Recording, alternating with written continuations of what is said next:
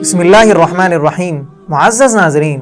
قرآن و حدیث کی روشنی میں یہ بات معلوم ہوتی ہے کہ قربانی ایک اہم عبادت ہے جس کے کرنے کا ہمیں حکم دیا گیا ہے۔ حنفی فقہا کے نزدیک قربانی ہر اس مسلمان عاقل بالغ مقیم مرد و عورت پر واجب ہے جو قربانی کے دنوں یعنی 10، 11، 12 ذی الحجہ میں صاحب نصاب ہوتے ہیں۔ صاحب نصاب یعنی جن کے پاس گھر کی ضروری چیزوں کے علاوہ 612 گرام 360 ملی گرام چاندی ہو، یا اتنی چاندی کے برابر ان کے پاس رقم ہو، یا پھر ان کے پاس تجارت کا سامان ہو یا ایسا زائد سامان ہو جن کی قیمت 612 گرام 360 ملی گرام چاندی کے برابر ہو جائے۔ معزز ناظرین، اللہ رب العزت قرآن کریم سورۃ الکوثر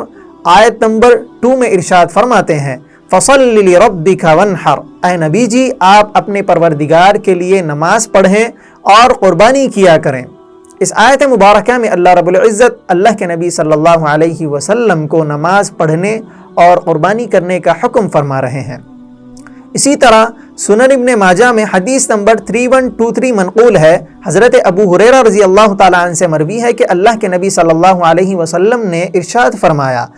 من کان لہ سعۃ ولم یضحی فلا یقربن مصلانا، جس شخص کو قربانی کی وسعت اور استطاعت حاصل ہو اس کے باوجود وہ قربانی نہ کرے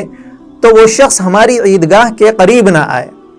اس حدیث مبارکہ میں وسعت اور استطاعت ہونے کے باوجود قربانی نہ کرنے پر آپ علیہ الصلاۃ والسلام نے سخت وعید ارشاد فرمائی ہے،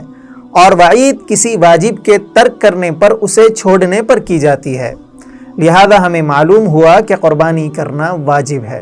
اللہ رب العزت ہم تمام کو عمل کی توفیق عطا فرمائے، آمین یا رب العالمین۔